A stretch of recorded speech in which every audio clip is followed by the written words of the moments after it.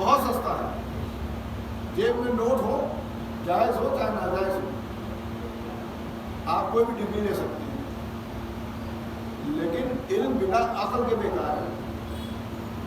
اگر عقل نہیں ہے تو وہ سارا علم بیکار ہے. بچہ ہے، دماغ سے کم ہے، اور محنت بہت کرتا ہے لیکن نمبر بہت کم آتے ہیں. ایک بچہ ہے بہت شریر ہے، شیطانی کرتا رہتا ہے، بہت کم پڑھتا ہے لیکن نمبر اچھے لاتے ہیں. صاحب اس کا دماغ تھوڑا کم ہے، اس کا دماغ تیز ہے. تو عقل کا تعلق نفس سے.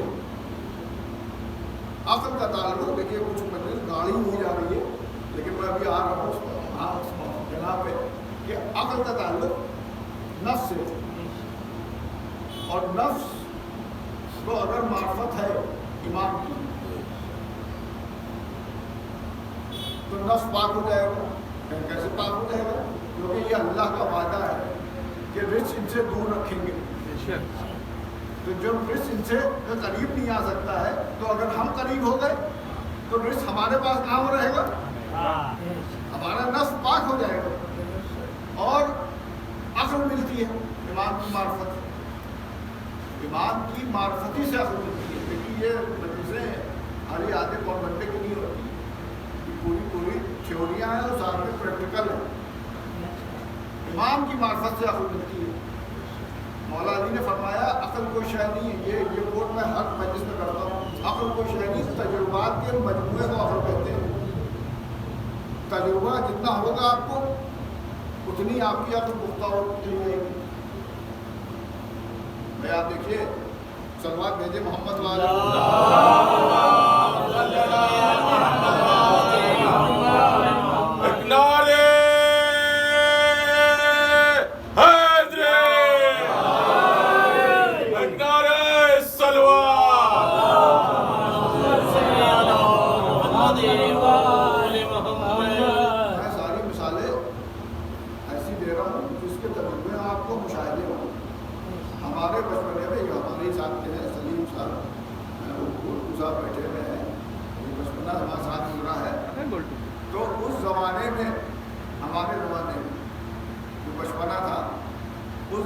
کیا ہوتا تھا؟ فلمیں بہت دیکھی جاتی تھی. کوئی کام کر رہے ہیں اس کے بعد ذرا سا پیسے آئے وہ آئے فوراً پکچر آن ہو گئی.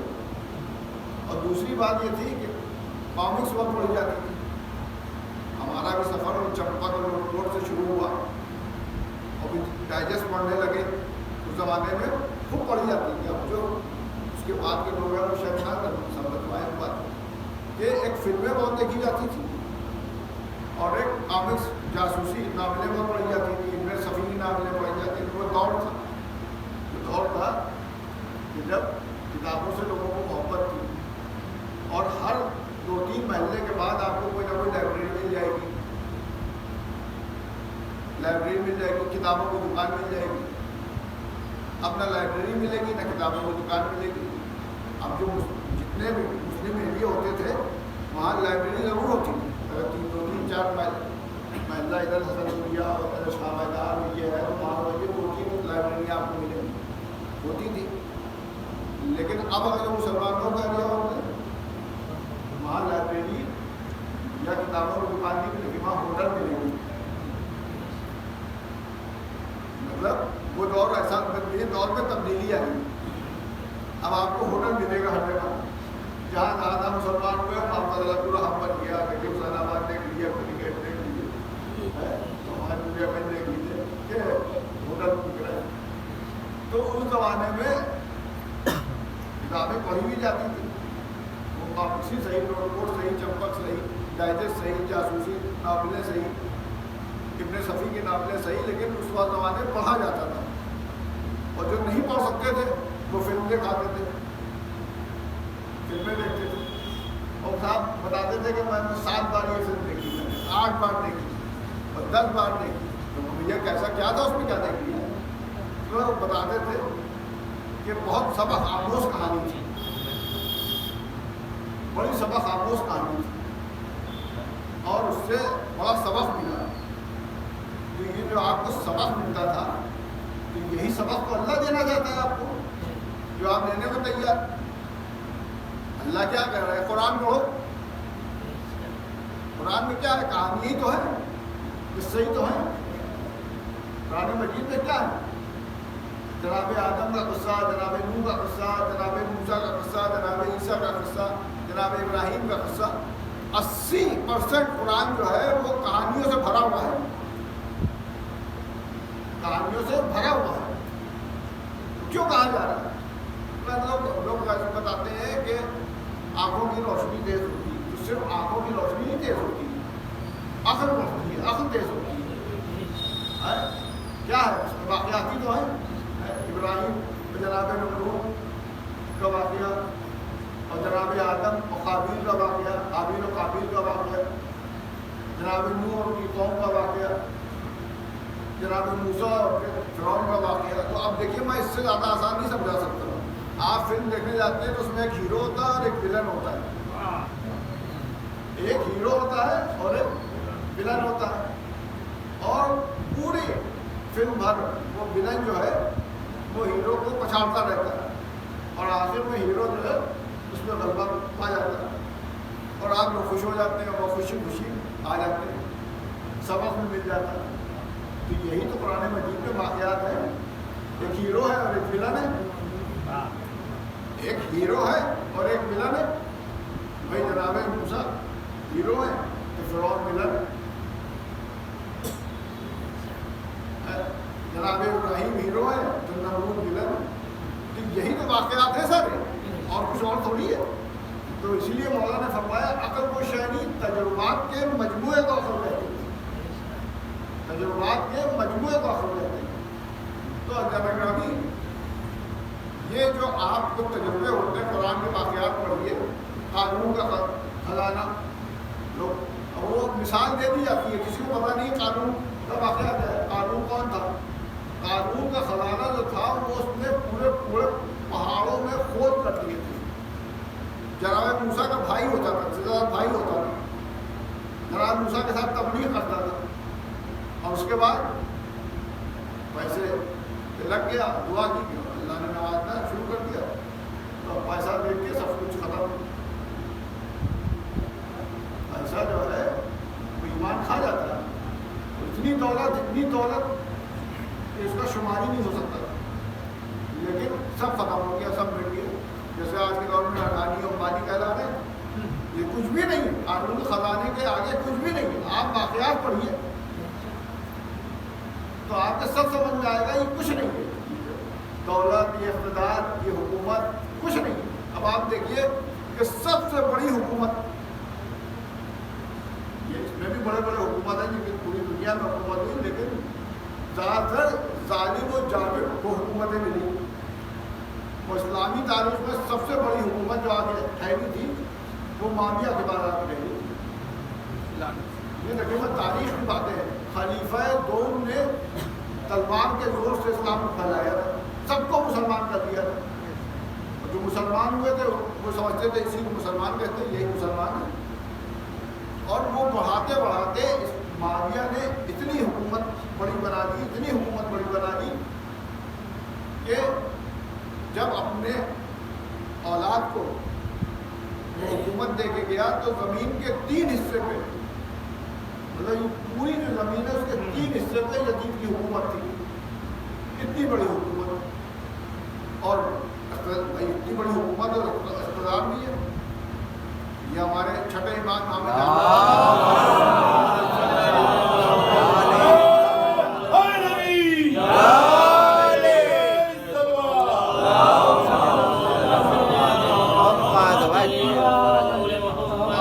عقل کی تعریف کر رہے ہیں, تعریف بیان کر رہے ہیں. تو ایک شخص جانے والا کھڑا ہوا, جو مجمع بیٹھتا تھا, کھڑا ہوا کہتا ہے یا امام معاویہ تو بڑا عقلمند تھا.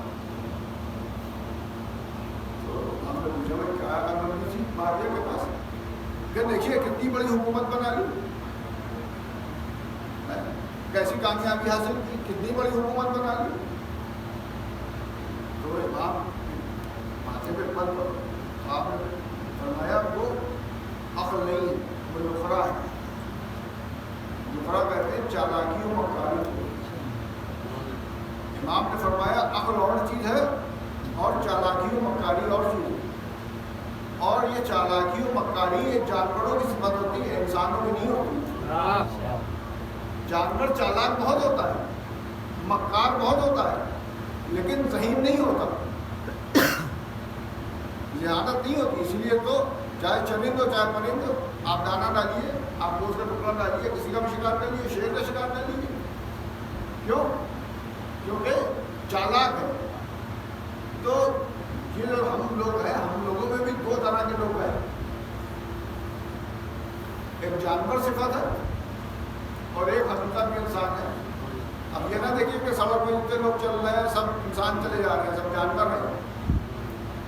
یہ بات میں اپنی طرف سے نہیں کہہ رہا ہوں، دلیل کے ساتھ کہہ رہا ہوں. کسی نے ہمارے چوتھے امام سے کہا کہ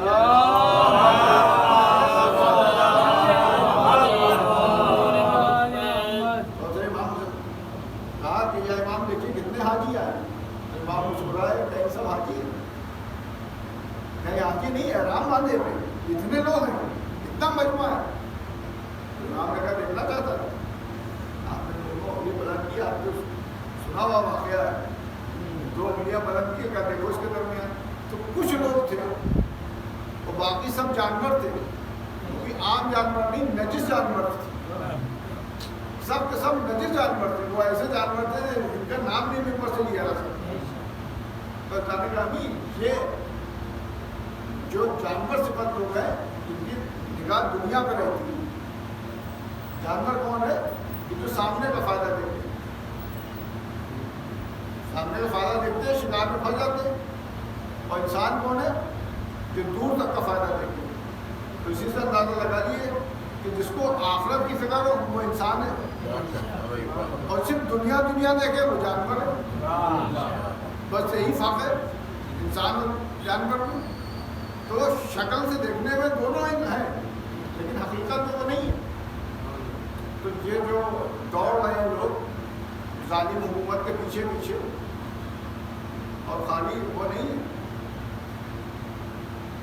یہ نہیں ہے کہ خالی لوگ ہیں، عوام ہیں، نہیں، بہت سے رہبر بھی ہیں، وہ بھی پیچھے پیچھے دوڑ رہے ہیں. تو اقتدار کسی کے پاس رہتا نہیں. اور رہی بات جو اس شخص نے کہا تھا کہ معاویہ بڑا عقل مند ہے، تو عقل مند نہیں، وہ تو چالاک بھی نہیں تھا، بے وقوف تھا. اور یہ بات نہیں ہے، جب دلیلیں موجود ہیں کتاب میں آپ دیکھ سکتے ہیں کہ وہ چالاک و مکار، اس کا ساتھی ہمارے آس چالاک و مکار، تو اس سے زیادہ چالاک تو ہمارے آس تھا. پتہ نہیں کتنی جگہ ہمارے آس نے اس کو بچایا ہے، اور کہیں بہت جگہ جو ہے اس کا نوالا بھی بنایا. جنگ صفین میں مولانا نے فرمایا کہ معاویہ بات ہمارے تمہارے درمیان ہے، زبردستی مسلمان مارے جاتے ہیں، تو ہم تم دو ہاتھ کر لیں. تو ہمارے آج اتنا مکار کہتا ہے کہ معاویہ دیکھو ہر معاملے میں تمہارے ساتھ ہوں، لیکن اس معاملے میں نہیں. کہہ رہے ہیں کہ ہم تم اللہ کیوں مسلمان ہو گئے، خون بہ رہا ہے، اور اللہ سے دعا کریں جو حق پہ ہو اس کو فتح دے. تو معاویہ کہتا ہے کہ سب سے مکاری کرتے کرتے مجھ سے بھی کر رہا ہے. تو چاہتا ہے کہ میں ان کے مقابلے میں جاؤں، مارا جاؤں، اور تو اس تخت کو کہہ جاتا میں حکم دیتا ہوں کہ تو اب میدان میں جا. غصہ آ گیا، مروانا چاہتا ہے تو بھیجا، اور جب بھیجا تو اس نے کیا حرکت کی کہ مولا نے لاہور پڑھ کے. تو یہ بھی ماضی خوب جانتے تھے. یہ جو تھا طلحہ ابن ابو طلحہ، وہی حرکت کر چکا تھا مولا کے سامنے. یہ خوب جانتے تھے کہ علی کے سامنے سے بچنا کیسے ہے. یہ پرانی بات تھی، پھر بات بڑھ جائے گی.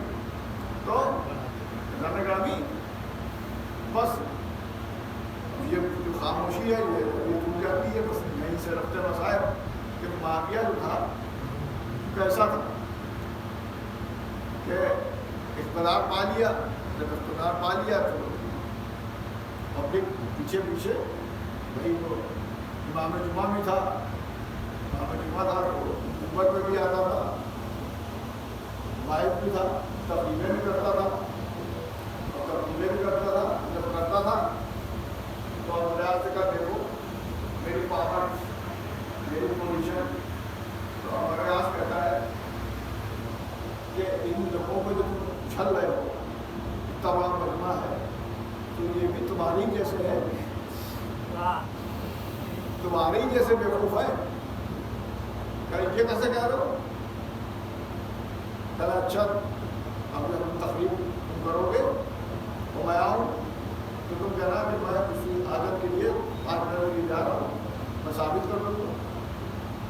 تو اس نے کہا ٹھیک ہے. تو معاویہ بہت بڑے مجمع میں تقریب کر رہا تھا اس کے سامنے. ایک دم سے ریاض آیا, اس نے کہا بھائیو ایسا ہے کہ کچھ حاجت کے لیے اس طریقے کے لیے جائے کے لیے میں جا رہا ہوں, تب تک آپ کے درمیان یہ مائک سنبھالے. اور ریاض آیا اور کہنا بھائیوں حاکم کا آپ کا جو ہے وہ کسی حاجت کے لیے گیا ہوا ہے, میں آپ سے کے سامنے کیا درمیان میں بات کروں. بس میں رسول کی ایک حدیث سنا دیتا ہوں کہ رسول اللہ نے فرمایا کہ جو اپنی زبان سے اپنی ناک کو چھو لے وہ جنتی ہے. جیسے یہ کہا کہ جو زبان سے ناک کو چھو لے تو سب لوگ پریکٹس کرنے لگے زبان نکال کے باہر ناک چھو جائے, تو سب کرنے لگے. تو اب وہ جو اس کے آگے جھوٹی ایک آدھا اور حدیث سناتا ہے تو سب اسی میں لگ گئے. اب وہ حدیث بہت سننے والا جنت مل رہی ہے. تو اب جب اس نے دیکھا کہ کچھ معاملہ بن نہیں رہا ہے تو اس نے چھوڑا کیا جنت پہلے کہہ دیا تو کیسے ہے سب کے ساتھ. اور معاویہ آیا نہیں, بہت دیر ہو گئی. تو جا کے دیکھتا اندر کہ بھیا آؤ اپنے جاہل قوم کو سنبھالو. اب جو اندر گیا تو دیکھا معاویہ خود پریکٹس کر رہا تھا. سلوات بھیجے محمد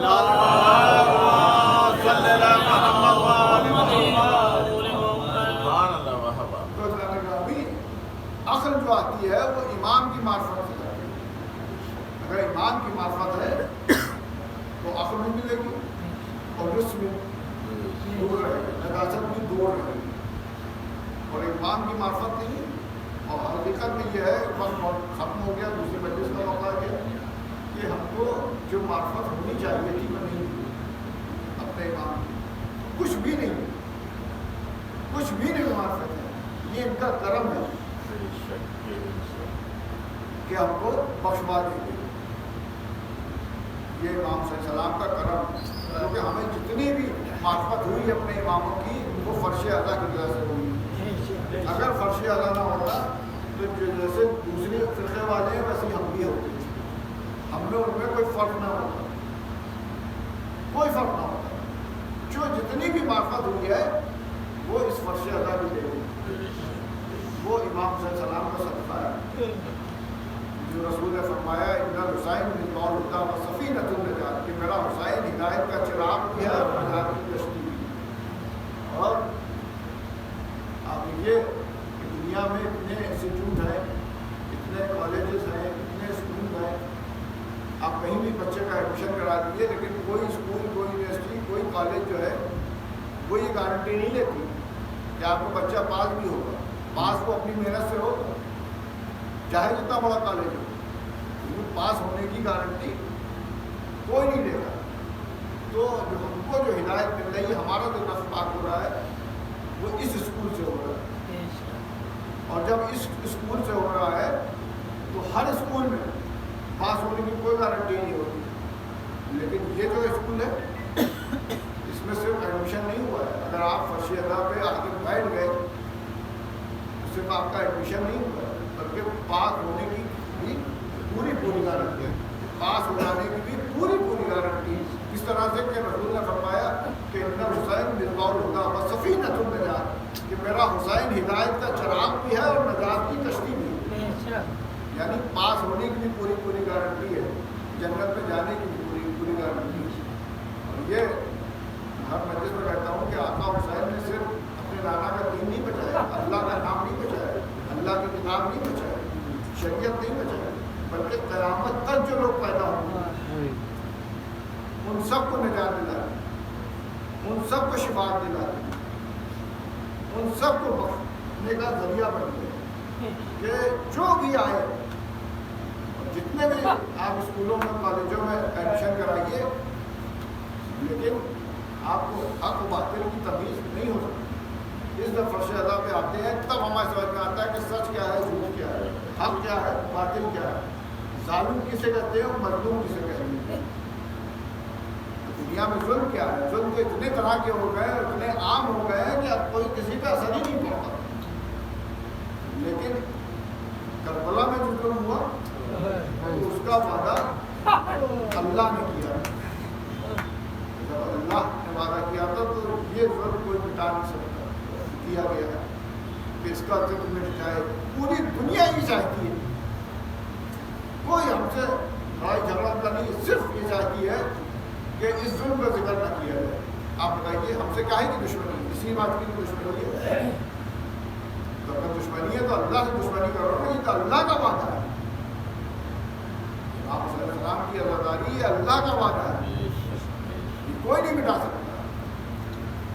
ہم کو مار دو، ان کو مار دو، ان کو مار دو، تو سمجھ دو یہ بات چھپ جائے گی. چھپے گی نہیں، قیامت تک نہیں چھپے گی. آج جو یہ جو ظلم ہوا کربلا میں، دنیا میں اتنے ظلم ہوتے ہیں تو دوسرے ظلموں کی برابری کبھی اس ظلم سے نہ کیجیے گا. وہ بھی سب ظلم ہے، لیکن یہ ظلم جن کے اوپر ہوا ہے ان کے صدقے میں کائنات بنی، ان کی محبت میں کائنات بنی، جن کی محبت واجب کی گئی تھی، واجب کی گئی تھی. جیسے نماز واجب کی گئی، روزہ واجب کیا گیا، حج واجب کیا گیا، اس طرح سے ان کی محبت واجب کی گئی. وہ ظلم کیا گیا کربلا. ماشاءاللہ گرامی آپ دیکھیے آج شب چہلو، یہ بات ہر سال شب چہلو کو ہوتا ہے. لوگ پوچھتے ہیں کہ شب چہلو کیا تھی؟ چہلو تو جیسا تو ہوتا ہے ہر آدمی، برسی ہوتی ہے، اس کے بعد جیسا ہوتا ہے. چالیسواں ایک ہی بار ہوتا ہے، بھتیجا ایک ہی بار ہوتا ہے. یہ ہر سال چہلو کیسا ہے؟ یہ بھی صرف مولا حسین کا چہلو ہوتا ہے اور کسی امام کا نہیں ہوتا. ہمارے 12 امام 14 معصومین ہیں. کیوں؟ کیونکہ ان کا چہلو ہوا نہیں. کیا چہلو کرنے والے نہیں تھے؟ کیا چہلو کرنے والے نہیں تھے؟ تھے، موجود تھے، لیکن کس طرح سے کرتے؟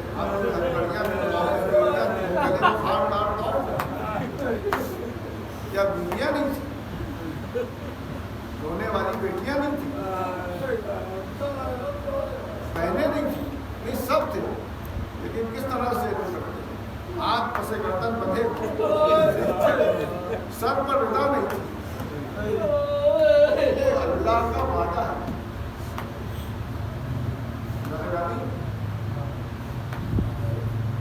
آپ کے مرنے کی فرش اللہ کی زینت ہوتی ہے وہ بیٹی ہوتی ہے. بیٹی گریا کرتی ہے، لیکن بیٹی کیسے گریا کرتی ہے؟ ایک بیٹی مدینے میں تھی، فاطمہ سلطان، اور ایک بیٹی باپ کے ساتھ تھی، لیکن اس طرح سے کربلا سے لے کے کوفہ، کوفہ سے لے کے شام تک صرف ظلم ہوتا رہا. حکم بھی کیا کیا گیا کہ یتیم کے ساتھ کچھ نہ کرو، تو صرف محبت سے اس کے ہاتھ پھیر دو سر پہ. جتنے بال آئیں گے اتنی نیکیاں تمہارے ہمارے اعمال میں لکھی جائیں گی. یتیموں کے ساتھ یہ سلوک کیا جاتا ہے، یہ سلوک کیا جاتا ہے کہ کربلا سے لے کے کوفہ، کوفہ سے لے کے شام تک اس طرح سے ظلم کیا گیا، اس طرح سے ظلم کیا گیا. دیر بہت ہو گئی، دامن وقت بالکل گنجائش نہیں، بس 1 یا 2 منٹ کی زحمت ہے. کتنا ظلم کیا گیا اس بچی پہ، کتنا ظلم کیا گیا. یہ بچی دنیا سے رخصت ہو گئی. جب رخصت ہوئی تو انقلاب آ گیا. جیسے علی اصغر کے بنا کربلا پوری نہیں ہو سکتی تھی، ویسے ہی سکینہ کے بنا شام فتح ہو سکتی تھی. شام فتح یاب نہیں ہو سکتا. آج جو آپ نے محرم کے مہینے میں 72 شہیدوں کا غم بتایا، لیکن وہ 72 شہید ایک طرف सकीना की शहादत एक तरफ, लेकिन कैसे सकीना की शहादत एक तरफ? जब चौथे इमाम से पूछा गया कि सबसे ज्यादा मुसीबत कहाँ पड़ी, तो आपने कहा शाम। इमाम की मुसीबतें क्या क्या थी? हाथों में हथकड़ियाँ थी, पाँव में बेड़ियाँ थी, गले में खारदार पाँव था। और सिर्फ इमाम की मुसीबतें नहीं थी, बल्कि बीवियों की मुसीबतें थी। सर पे निगाह नहीं थी, हाथ में से गर्दन बंधे थे, और फिर वो शाम का कैद खाना, जिसके लिए इमाम ने फरमाया कि अशाम अशाम अशाम। इन सारी मुसीबतों से छुटकारा दिलाने वाली यही 3 साल की बच्ची है, यही 4 साल की बच्ची है, यही 3 साल की और 4 साल की बच्ची है। मैंने 3 साल कहा वो भी सही कहा, और जो मैंने 4 साल कहा वो भी सही कहा। 10 मुहर्रम 61 हिजरी को ये 3 ही साल की थी, लेकिन 10 सफर 62 हिजरी को ये 4 साल की थी। यही बच्ची है, अपने भाई के हाथों से हथकड़ियाँ बेड़ियाँ कटवाने वाली यही बच्ची है, अपनी माँ बहनों खुबियों के चादर वापस करवाने वाली यही बच्ची है, अपने अहले हरम को कैदखाने से आज़ाद कराने वाली यही बच्ची है। जब ये बच्ची, आप जो लोग ज़ियारत करने के लिए गए हैं शाम को जानते हैं, वो क्या जानते हैं, जो नहीं गए वो भी जानते हैं कि जनाब सकीना की तबीयत कहाँ है, कैदखाने में। बड़ा तमन्ना थी बच्ची को कि जब देखती थी शाम को तायर अपने अपने आशियानों में जा रहे थे, कभी माँ के दामन से कभी भूखी के दामन से पूछती थी कि माँ ये बताओ ये परिंदे कहाँ जा रही हैं, तायर कहाँ जा रहे हैं? तो माँ भूखी एक ही जवाब देती, ये शाम हो गई है, बच्ची ये अपने अपने घरों की तरफ जा रहे हैं। और तड़प के पूछती थी, माँ बोलती कब आएगा, तो सकीना अपने शहजादी को दिलाने वाला नहीं, जितना अपने बाबा करना चाहती है यही रो ली गई। जबकि बच्ची दुनिया से गई है, इनकलाब आ गया। जब नदी को खबर मिली तो कहा कि लोग अपने अपने घरों से निकल आए, छोटे छोटे बच्चे गलियों में मातम कर रहे हैं। एक मरतबा यजीद हुक्म देता है कि देखो उस बच्ची की मैयत कैदखाने से बाहर ना निकलो, वरना आज ही मेरा तख्ता पलट जाएगा, आज ही मेरी हुकूमत खत्म हो जाएगी। जाके सईद सज्जाद से कहे तो जैसा बेशकीमती कफन कुछ चाहते हम दे देंगे, जैसे वो दफन करना चाहते हैं वैसे हम दफन करा देंगे, लेकिन कैदखाने के अंदर, कैदखाने के बाहर मैयत नहीं है। जिसमें सिपाही गए, साथ में रसाला भी गई, और चौथे इमाम से कहा कि बेशकीमती कफन आप तो लेके आए, और जैसे आप चाहिए वैसे दफन कर लीजिए, लेकिन सिर्फ कैदखाने के अंदर।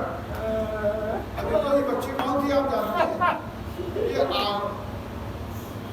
वफा की आगोश की पली बच्ची थी। जब वफा की आगोश की पली बच्ची थी तो ये कैसे मुमकिन हो सकता था कि जिसके बाप को कफन न मिले बेटी कफन ले ले। तो यही वजह है कि जब रसाला आई तो चीख मार के बाहर आई, चौथा इमाम से पूछती है कि ये बच्ची कौन है? इमाम फरमाता है ये मेरी छोटी बहन है। रसाला कहती है बताइए इस बच्ची को बीमारी क्या थी, कहना क्या चाहती हूँ? मैं कहना ही चाहती हूँ कि मैं जिससे कुत्ता अलग करना चाहती हूँ, कुत्ते के साथ खाल खींची आती है।